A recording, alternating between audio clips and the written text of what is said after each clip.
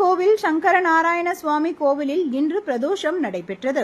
தென்காசி மாவட்டம் சங்கரன் கோவில் சங்கரநாராயண சுவாமி கோவிலில் சங்கரலிங்க சுவாமி முன்பு அமைந்துள்ள நந்தீஸ்வரருக்கு இன்று பிரதோஷம் நடைபெற்றது. இந்த நந்தீஸ்வரருக்கு பால், மஞ்சள், சந்தனம், குங்குமம், இளநீர், தேன் உள்ளிட்ட 32 வகையான திரவியங்கள் கொண்டு சிறப்பு அபிஷேகங்களும் அலங்காரங்களும் தீபாராதனை நடைபெற்றது. இந்நிகழ்ச்சியில் திரளான பக்தர்கள் கலந்து கொண்டு சுவாமி தரிசனம் செய்தனர்.